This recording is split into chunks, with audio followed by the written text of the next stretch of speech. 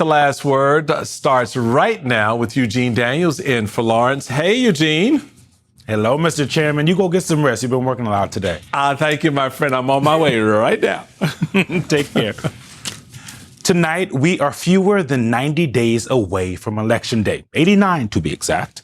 And depending on who you ask, Democrats and Republicans would have you believe they already know how November 3rd is going to end. Republicans keep arguing that Donald Trump is overseeing an economic comeback unlike anything America has ever seen.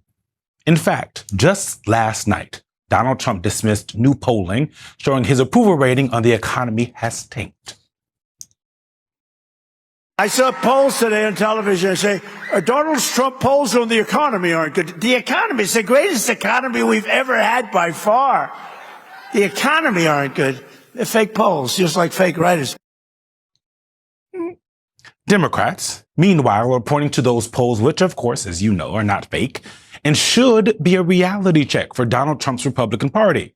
Democrats are also pointing to the turnout their party has been seeing over this midterm, over the primaries, over and over, in being excited about what they're saying. And they're arguing that the momentum is moving in one direction, toward Democrats.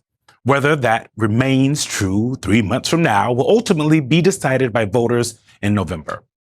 But the evidence is mounting of just how high a hill Republicans have to climb between now and Election Day. According to new analysis from the Pew Research Center, Donald Trump's approval rating is historically low for a president at this time in his term.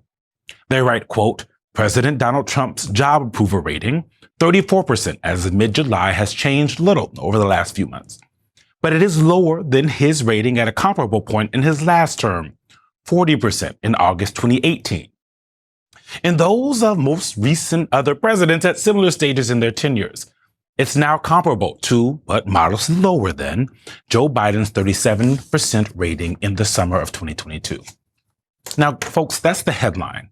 But what may be more concerning to Republicans, who are inextricably linked to this president, is where the loss in support is coming from. Pew reports that much of the decline has come from Republicans and Republican-leaning independents. Listen to this. Today, 69% approve of the way Trump is handling his job as president, down from 84% in February 2025. That is a 15-point drop. Those are voters who have typically been a part of Donald Trump's MAGA coalition. They've been holding it together. And this week, we've been hearing what some of that dissatisfaction sounds like. MS Now's Alex Tabbitt has been traveling through Ohio talking with Trump voters. The voters who supported Donald Trump after hearing promises to lower prices, avoid new foreign wars, and improve their day-to-day lives. For many of those voters Alex spoke with, that's not how they see things today. Instead, many described disappointment, frustration, even outright anger. President Trump promised no new foreign wars. He promised to bring down prices. Both of those things aren't happening right now. How are you feeling about your support for him? He's just a man with money, and therefore it makes him powerful. Money talks louder than, honestly, a whole group of people, sadly. But my view of him went down. I'm not a big fan anymore. Why? Like I said, he's got money, so he thinks he's got all the power. He thinks he can make the decisions of going to war, and he doesn't feel the repercussion because of it. We do. Does the war feel worth it? I mean, at this point, no. But I mean, it's not going to stop. So. Is, there any benefit to your life because of this war? No, not really. Gas prices go up. Store prices go up. Everything goes up. President Trump is also pushing so that his family is immune from IRS tax audits. They can't be audited. It looks like it may go forward. Yeah, no. That, pardon my language. No. What? That's not cool. How does he get to do that and we don't? Like, no. No. That's all I got to say. I don't think that's fair at all. Just because he's president doesn't mean he gets two special privileges like that. I bet many of you at home are feeling similarly. The latest CNN polling shows Democrats lead Republicans on the generic ballot by 8 points among registered voters, 47% to 39%. Now, generic ballot polls don't predict the outcome of individual races, but they offer a snapshot of what's going on in the national political climate. And right now, again, things seem to be moving in the Democrats' direction. Another CNN poll found by a 10-point margin, Americans now call Democrats more than Republicans, quote, the party of change. There's a shift from just last spring when Republicans had a 7-point advantage in the same exact poll. We're also beginning to see signs that enthusiasm is actually translating into votes. Just 2 days ago, Michigan Democrats saw strong turnout for Tuesday's primaries. The Washington Post reports in Michigan about 1.5 million voters cast ballots in the Democratic primary for governor, compared with about 930,000 in the Republican primary. Of course, primary turnout alone won't determine what happens in November, but campaigns watch these numbers closely, so do we, because it's a sign of voter engagement. At the same time, Republicans are finding themselves defending states they once expected to hold comfortably.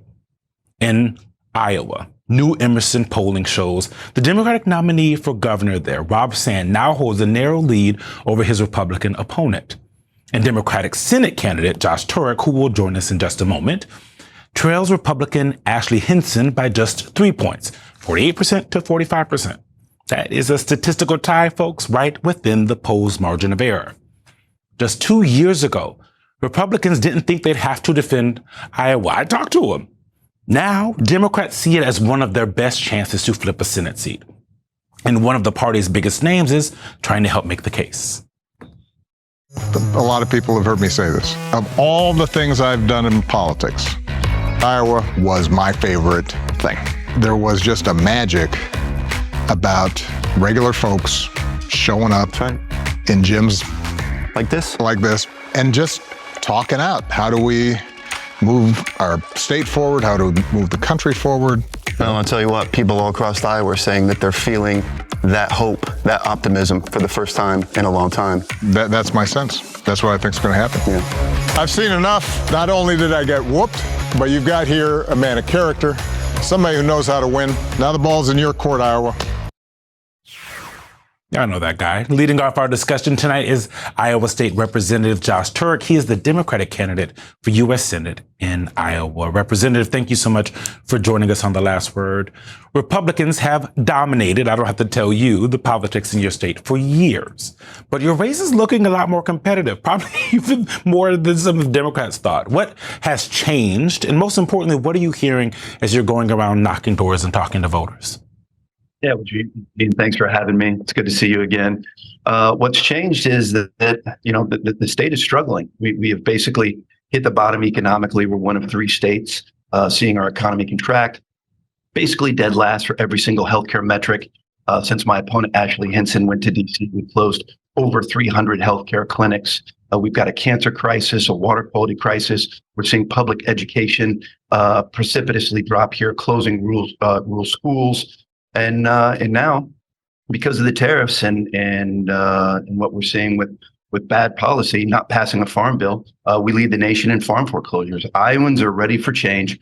They're hurting, and they're ready to have a common sense prairie populace that is going to go out there and fight for them, not somebody that's going to go up to D.C. Like my opponent, Ashley Hinton, and become 10 times more wealthy. When you talk to Republicans or Republican-leaning independents, do they tell you this? They're excited. They think they might be voting for a Democrat for the first time in their lives? Yeah, not only might, but we're hearing that definitively. And where we're hearing it the most, actually, is not in the bluish urban areas. We're hearing that in the red rural areas. I mean, we're hearing that from farmers, from people in rural communities. And they're saying, I've had enough. This is not the state that I grew up in. This is not the state that I recognize anymore. They're tired of the level of acute corruption. And the word that we hear actually the most when we're in rural areas talking to farmers is betrayal. Trump administration gives $20 billion to Argentina. Meanwhile, our Iowa soybean farmers upside down. They're tired of it. They're ready for change. And the independents and the moderate Republicans, they're voting with us. And I think we're going to see a wave here in Iowa. And if people are out there ready to help us see that wave, go to TurekForIowa.com and help us do it.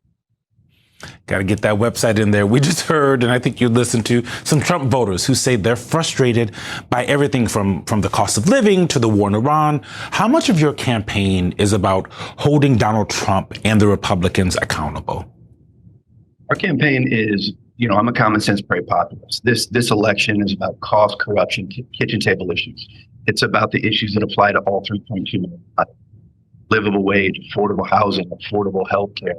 And certainly ending this war in Iran, which is driving up fuel costs, driving up diesel costs, and it's driving up input prices on our farmers on fertilizer, which is leading to a second farm crisis, which is why we lead the nation in farm work.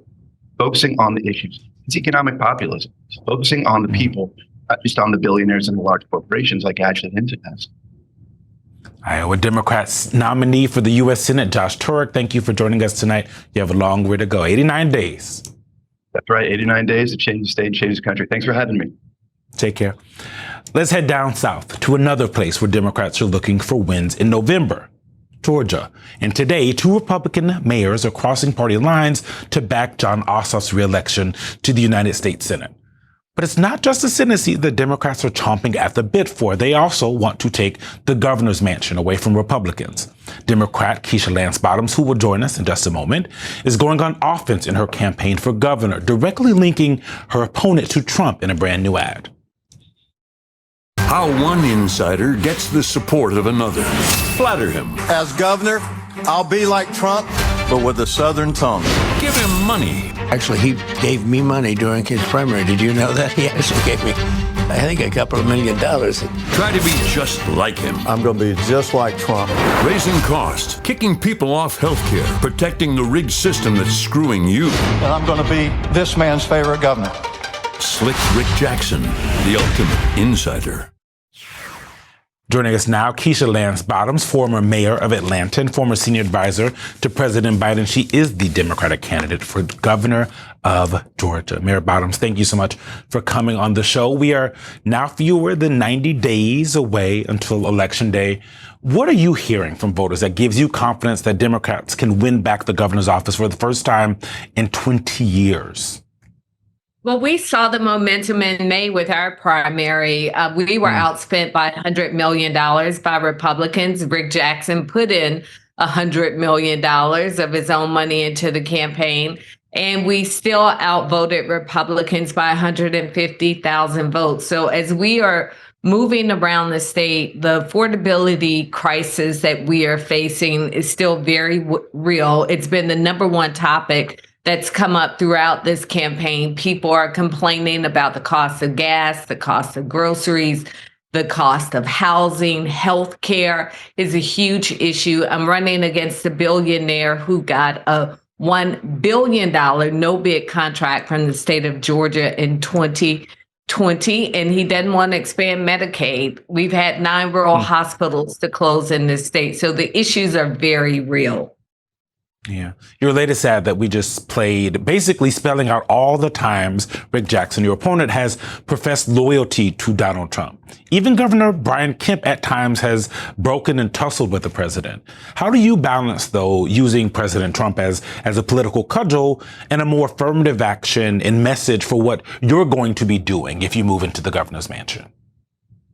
Well, you know, when I'm listening to Rick Jackson, I believe him when he says he wants to be Trump's favorite governor. So we're looking at the policies. He said he doesn't disagree with any policies coming out of the Trump White House. So when he talks about being the favorite governor, that's the favorite governor of a guy who has sent ICE into the streets of cities across America, and American citizens have been killed. It's this guy whose favorite governor he wants to be, who's cut over $200 million from education, from healthcare in our state, from housing in our state. Students are complaining about making the choices between food, rent, and books. And so it's, I don't have to play around with his words. I don't have to mislead people. They're coming out of Rick Jackson's own mouth. And I think as long as we continue to focus on the issues that people care about, then we will be victorious in November. I've said many times, this guy may have the money, but we still have the power. We've been powered by people across this country at Keisha Bottoms or KeishaForGovernor.com. Grassroots donors have supported our campaign, and we're going to keep focusing on the issues that matter to the people of this state most.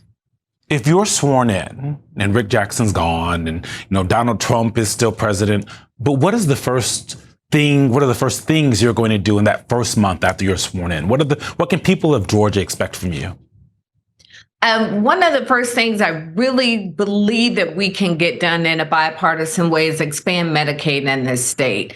As I mentioned, 9 rural hospitals have closed. It's anticipated up to 10 more could close without us expanding Medicaid. And since the big ugly bill in January, we have seen 500,000 people in Georgia drop their health care premiums. It's impacting everything. It impacts our ability to attract businesses into this state. Obviously, it impacts our ability to provide adequate health care for people. We were in Jessup, Georgia, traveling around Southeast Georgia and coastal Georgia last week. A woman shared that her sister-in-law went into labor and had to drive an hour and 15 minutes to the closest delivery unit because the one closest to their home had closed. Former Mayor of Atlanta, Keisha Lance Bottom, and current Democratic nominee for governor in Georgia. Thank you for joining us Thank you. It is election night in Tennessee. Polls have now closed, and we want to bring you the latest on where we stand at this hour. In the race for governor, Senator Marsha Blackburn has won the Republican nomination.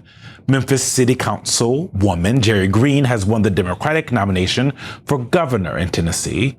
In the race for the United States Senate, incumbent Senator Bill Hagerty ran unopposed, and so he's winning the Republican nomination. Marquita Bradshaw has won the Democratic nomination for U.S. Senate in Tennessee. In 2 congressional races we are watching tonight. In Tennessee's 5th District, Republican candidate Charlie Hafter, who was endorsed by Governor Bill Lee, defeated Donald Trump's endorsed candidate, incumbent Congressman Andy Ogles. In the Democratic primary, candidate Chaz Mulder is leading with 41% of the vote. And then in the newly redrawn 9th District, which includes Memphis, State Representative Justin Pearson has won the Democratic primary. And candidate Brent Taylor has won the Republican primary. Lots of movement happening today, folks. You will continue to follow these results as the votes are counted tonight. Coming up, though, we now know exactly what kind of leader Pete Hegseth, online workout warrior and hunter of testosterone in America's fighting forces, really is. The kind who, when he's yelled at by his boss, blames his deputy. That's according to new reporting from the Washington Post. We will talk more about what we're learning about Pete Hegseth and Donald Trump as Trump's war in Iran drags on. That's next.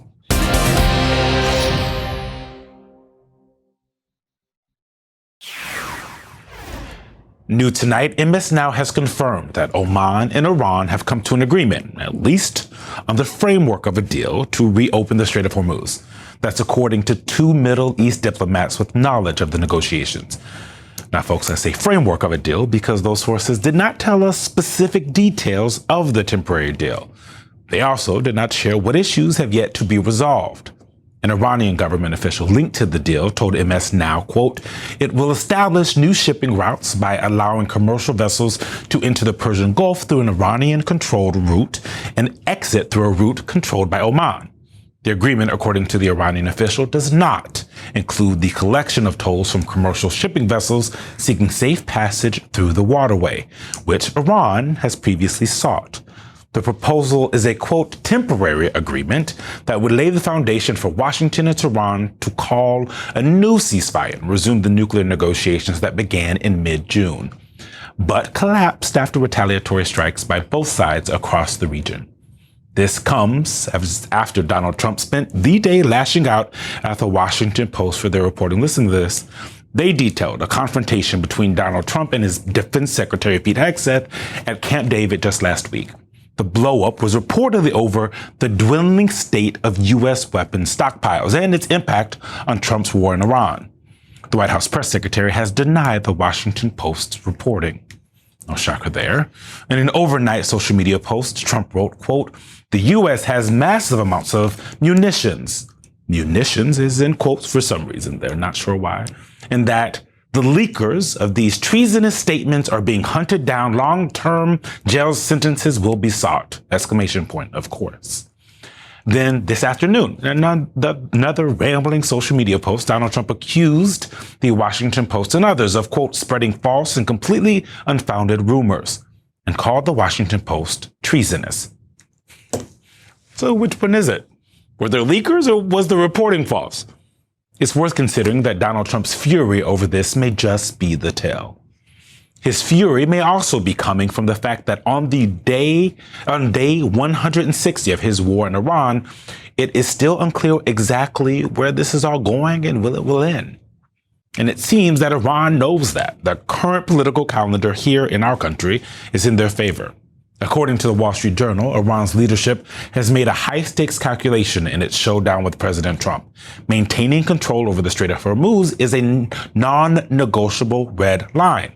With gasoline prices and inflation elevated, Tehran believes Trump will ultimately accept its terms ahead of fast-approaching midterm elections that could determine the future of his presidency. The short version? That political pressure is real. Let's listen to what those Trump voters in Ohio told MS Now's Alex Tabbitt earlier this week. Do you see this war benefiting the United States of America or your life in any way? No. No, I don't. Do you see any way in which this war is benefiting your life? Nope. I don't. I really don't. I don't know what they're fighting over in the first place, you know? Our next guest, Tom Nichols, recently wrote in The Atlantic about Donald Trump's complete inability to navigate the seemingly unnecessary war that he started. Quote, many Americans and much of the rest of the world have become inured to Donald Trump's strange rants when he shouts about sharks, when he drones on about his brilliant uncle, when he casually ponders. Violating the Constitution, his supporters try to dress his statements up as some kind of strategy. The war in Iran, however, has shown that Trump's inability to perceive reality has become truly dangerous. He led the United States into a disastrous conflict because he thought his gut was smarter than the advisors who warned him that deposing Iran's regime was unlikely. He continues to mislead the American people and perhaps himself about America's strategic defeat at the hands of one of its worst enemies. The world economy and the balance of power have been changed, perhaps for many decades to come. Because Trump cannot draw links between cause and effect, he does not understand that his actions and the failures that follow are somehow related to each other. Joining us now, the man that wrote those words, Tom Nichols, Professor Emeritus at the U.S. Naval War College and staff writer at The Atlantic. First off, sir, what is your reaction to the news tonight that Iran and Oman have reached an agreement to temporarily open the Strait of Hormuz? It's just remarkable that after 5 months of war, Iran is going to control the Strait of Hormuz, which it didn't before Trump launched this war. It leaves us, the United States, the West, and the rest of the world worse off. And for what? That's the question that we keep asking and have to keep asking about this war. What was all this for? Donald Trump thought he was going to get a quick, cheap, easy win, knock over the Iranian regime. And now here we are with Iran basically saying, well, we'll control the strait, but we'll agree to think about whether we're going to collect tolls, which, if you had told anybody that a year ago, it would have seemed almost preposterous, almost impossible.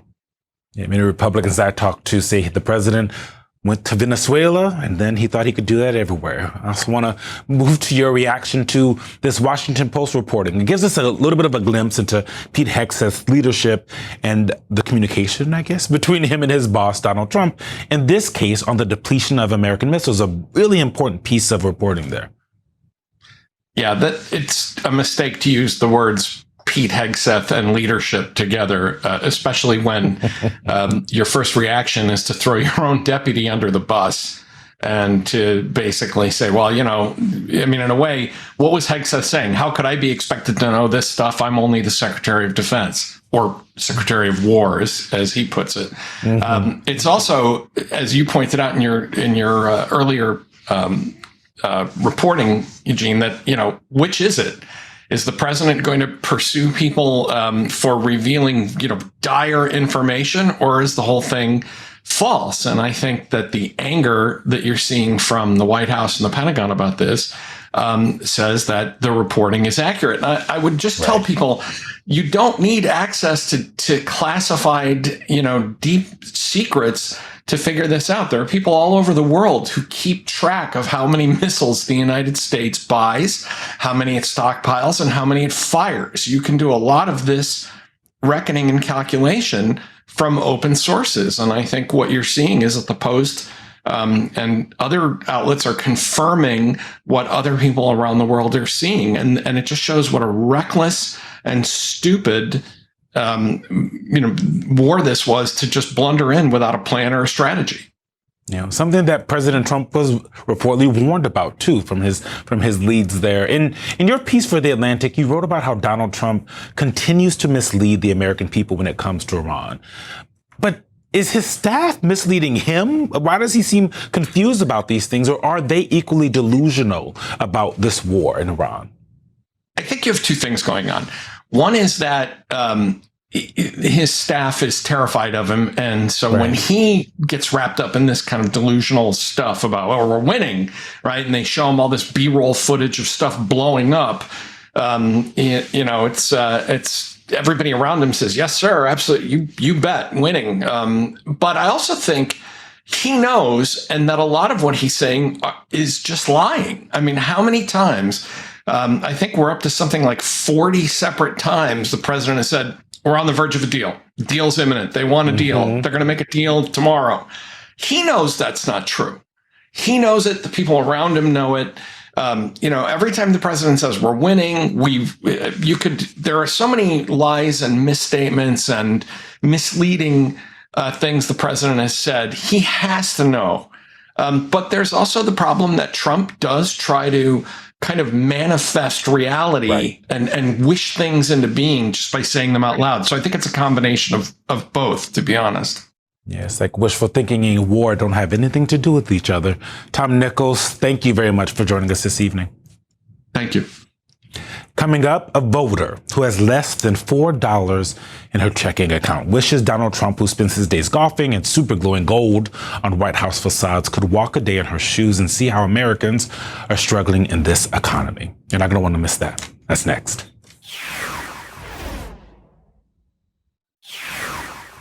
Despite President Donald Trump's repeated claims that the United States has, quote, the greatest economy we've ever had by far, the majority of Americans don't believe him. According to a new AP poll, 69% say the state of the economy is poor, while only 30% say the economy is good. And the concerns about the state of the Trump economy are motivating voters to go to the polls. They want to do something about it, including this Michigan voter who told MS Now's Ali Vitale why he was voting in that state's primary just Tuesday. What issues motivated you in this election specifically? Prices way too high. We need everybody to vote, no matter who you vote for. And we just need to come together and get the prices down, stop fighting foreign wars, and we just need to rein in this administration a little bit more. Come together and get the prices down. The economic fallout is now reshaping public opinion. For the first time in a decade, a new poll finds that voters prefer Democrats over Republicans when it comes to economic issues. That's never happened, folks. That's not how it works. A new Reuters Ipsos poll finds, quote, 37% believe the Democratic Party has a better approach to the U.S. economy, compared with 36% who picked the Republican Party. 27% said they were not sure or that a different party would do a better job. Reuters reports, quote, the Republican edge on the economy has steadily deteriorated during Trump's current term, narrowing to 0 in recent months. The growing disconnect between Donald Trump's message and the people's lived experience is becoming increasingly difficult to ignore for most people not named Donald Trump. A powerful new piece from New York Times opinion columnist Nick Kristof titled, Meet the Americans Who Can't Afford Haircuts or Toilet Paper begins this way.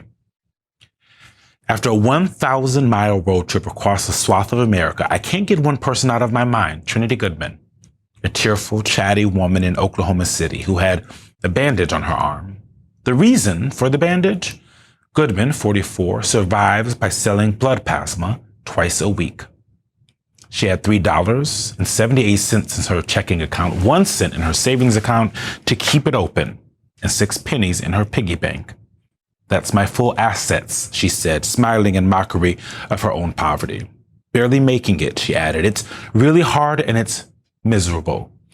This pain across America is now magnified by President Trump's cuts in food stamps, Medicaid, mental health, funding for children, pregnancy prevention initiatives, and other social programs, as well as by rising gas prices and food prices. Republicans are imposing tougher work requirements for benefits. This is reasonable in theory, but in practice, such requirements have proved costly to administer and end up mostly just driving people deeper into poverty. Nick Kristof asked Trinity Goodman what message she has for President Donald Trump. She said, quote, "You do not know what you're doing to people who are struggling to live. You got money in the bank. You don't know how it feels to struggle, live in my shoes for one day. You wouldn't be able to handle it." Joining us now, Congressman Brendan Boyle of Pennsylvania. He is the top Democrat on the House Budget Committee and a member of the House Ways and Means Committee. Congressman, you heard what I just read. When you hear something like that from Trinity Goodman, I have a hard time understanding how President Trump, the folks around him, don't feel a pain in their heart hearing that this woman keeps a cent in her savings account just to keep it open because she has to spend everything else. She has $3.78 in her checking account. Why is that not moving the Republicans? Well, first, I read that article by Nick Kristof. It's very moving, and I've been thinking about that example ever since I read it, the same one that you just shared there. Now, imagine that one story of that one American times a million, times millions throughout this land. Think about the people, furthermore, who will be losing their health care over the next 6 months because the full effects of the Republican tax bill they passed last year will finally take effect with the Medicaid cuts coming this December. Think about the fact that inflation keeps getting worse, not improving. The reality is this: we have a president whose own policies have done this, has made healthcare more expensive, has made gas more expensive, has made the cost of goods more expensive. Further, it's a president who's not even attempting to solve the problem that he himself has created, because all he spends time on is getting even with his perceived enemies or those who he believes did him wrong, or figuring out ways to enrich himself or build statues to himself. It's not just the president. Treasury Secretary Scott Bessent, according to the New York Times, downplayed the impact of inflation on lower income Americans, declaring this week that the K-shaped economy, shorthand for the divergent fortunes of the rich and the poor, is a thing of the past. He says, "Sir, I got sick of hearing about this K-shaped economy. I can say here definitively the K-shaped economy is over." The Wall Street Journal reported there are 74,000 households worth $100 million or more. And Scott Bessent is one of them. 74,000 households in a country of 350 million people. What is he talking about? Scott Billionaire, or Freudian slip. Scott Billionaire, Scott Bessent. Very close. I'll stick with him now. Now he has a nickname. But the reality is, whether you call him Bessent or Billionaire, he is like the majority of those who serve in the Trump cabinet, who are so fabulously wealthy. They are literally a cabinet of billionaires. They are completely out of touch, much like the billionaire president. And they don't even pretend to give a damn about the ordinary struggles that most Americans are facing. The reality is, as we know, the 2024 election was ultimately decided on inflation or the affordability issue more than any other. Donald Trump ran around my state, campaigned here more than any other state in the union. He kept saying, "I will lower costs on day one." Those were his exact words. Well, here we are more than 500 days in. Trump hasn't lowered costs. He has only driven them through the roof. Congressman Brendan Boyle with a new nickname for the Treasury Secretary. Thank you for coming to The Last Word. Thank you. Coming up, 89 days until the midterms, and today, congressional Republicans showed voters they are relentlessly focused on lowering prices by holding Dr. Fauci in contempt in their COVID investigation. That's next.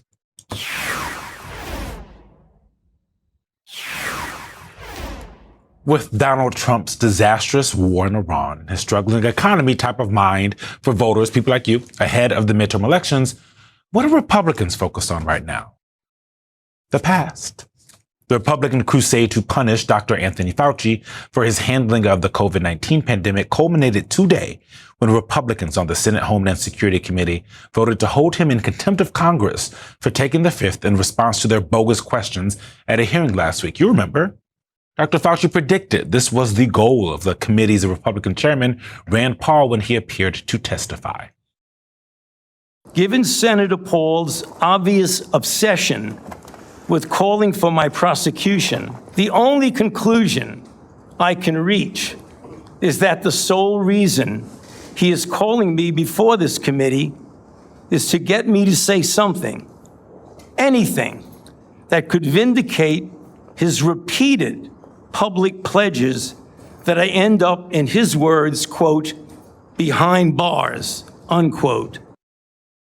The top Democrat on the committee, Senator Gary Peters, sparred with Republicans for moving forward with the vote, despite what he called a one-sided and rushed investigation. We have been asking for information for quite some period of time over the past 18 months, and at every turn, whether it's the documents or trying to have the ability to question witnesses, we have been denied. The chairman is now asking the committee to take a vote that could harm our ability to conduct future investigations and disregards constitutional protections long recognized by the U.S. Senate, all without making a reliable case that there is a legal basis for holding Dr. Fauci in contempt.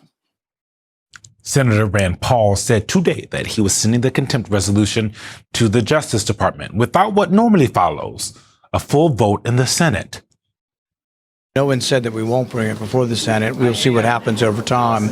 But this is outside of the ordinary bill-making process. So it doesn't have to go to the House, doesn't have to be signed by the president, and really doesn't have to go before the Senate. There is some precedent for doing it that way, and it still may be done that way. But for now, we will hand carry this over to the Attorney General. We will hand carry this to the District Court here in Columbia, and we will, as a committee, we have voted the majority to refer this. Dr. Fauci's lawyer called today's vote a crude political stunt, adding, quote, "It is shameful and wrong that Senator Paul is abusing his power by trying to weaponize the Justice Department against an honorable public servant." Joining us now is Joyce Vance, former U.S. attorney and a professor at the University of Alabama School of Law. She's an MS Now legal analyst. She is also the author of Giving Up is Unforgivable, a manual for keeping a democracy. Required reading nowadays. What do you make of Rand Paul sending the committee's contempt resolution to the Justice Department without a full Senate vote? Does that change the validity of it legally? Well, it really does.